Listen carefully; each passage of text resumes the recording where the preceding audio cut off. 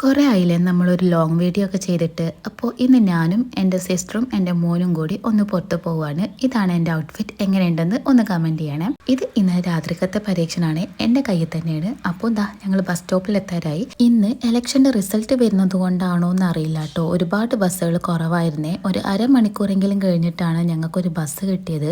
അതിലാണെങ്കിലോ ഒടുക്കത്തെ തിരക്കുമായിരുന്നേ. മെയിനായിട്ട് നമ്മൾ ഇറങ്ങിയത് എൻ്റെ മോനിക്ക് ഒരു ചെരുപ്പ് വാങ്ങണമായിരുന്നു. അങ്ങനെ വലിയ കുന്നിലേക്കാണ് വന്നിട്ടുള്ളത്.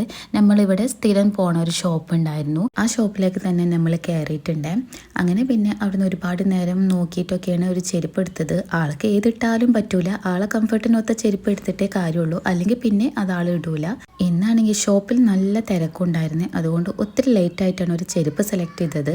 അതിനിടയ്ക്ക് ഒരു മിറർ കണ്ടു. ഈ ലാസ്റ്റ് ഇട്ട ചെരുപ്പ് അതാ അതിൻ്റെ ചെറുതാട്ടോ പിന്നെ ആൾക്ക് എടുത്തത്. ഞാനാണെങ്കിൽ ഏത് ഷോപ്പിൽ പോയാലും കുറച്ച് പെൻസിലും കളറൊക്കെ കണ്ടു കഴിഞ്ഞാൽ ഞാൻ അവിടെ സ്റ്റക്കാവും. ഈ കുട്ടികളെക്കാട്ടിലും കഷ്ടമാണെന്ന് വേണമെങ്കിൽ പറയാം. എനിക്ക് ഇങ്ങനത്തെ സാധനങ്ങളൊക്കെ നോക്കാനും വാങ്ങാനും ഭയങ്കര ഇഷ്ടമാണ്. വാങ്ങിയിട്ട് പ്രത്യേകിച്ച് കാര്യമൊന്നും ഇല്ലാത്തതുകൊണ്ട് അത് വാങ്ങത്തുമില്ല. പിന്നെ അതാ ഇയാൾക്ക് ഈ ഒരു സ്പൈഡർമാനും കൂടി വാങ്ങി കൊടുത്തിട്ടുണ്ട്. കുറേ നാളായി അതിന് വേണ്ടി പറയാൻ തുടങ്ങിയിട്ട്. അപ്പോൾ പിന്നെ ഇന്നൊരാഗ്രഹം സാധിച്ചു കൊടുത്തിട്ടുണ്ട്.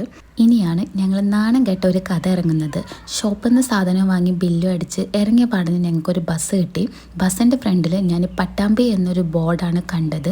അപ്പോൾ പിന്നെ വേഗം ചാടി കയറി സീറ്റും കിട്ടി അതിലേക്ക് കയറിയിരുന്നേ.